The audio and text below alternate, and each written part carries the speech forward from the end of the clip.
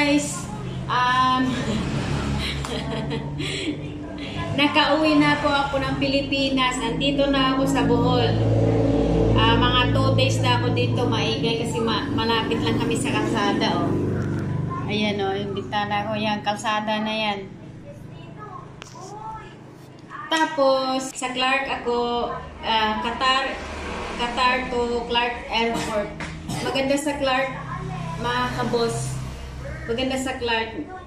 Straight ka lang. Wala silang hinahanap.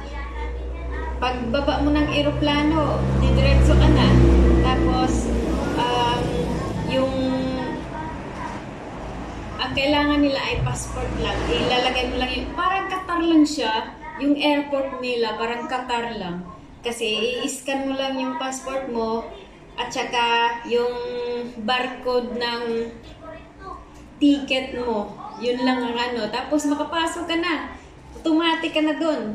Kunin mo na yung bagahe mo doon na. Naghihintay na sa labas.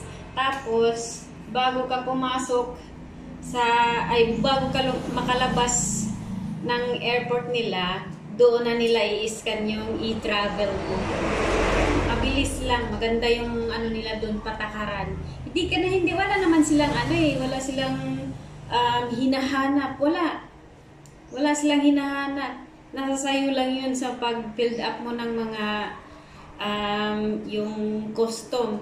Kailangan tama yung pag-build up mo. Walang mayroon lang na aberya doon kasi wala siyang i-travel, so hindi siya nakalabas.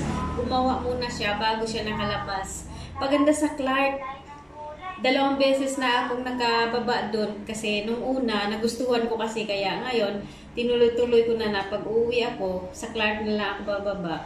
Tapos, ganun lang ang flight ko. Ganda talaga. Saludo ako sa Clark.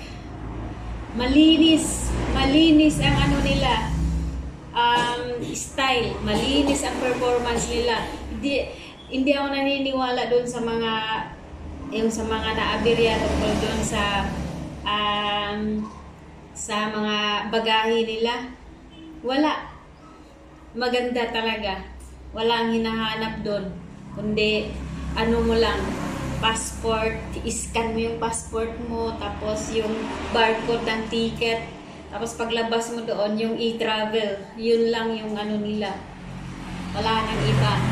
Maganda talaga doon. Wala nang pila-pila, straight na kasi madali sila eh. Maganda yung pagkaano nila. Basta yun. Kung gusto niyo mag-travel, dumaan kayo doon lang kayo sa airport ng Clark. Maganda doon. Saludo ako sa mga nagtatrabaho doon sa Clark Airport.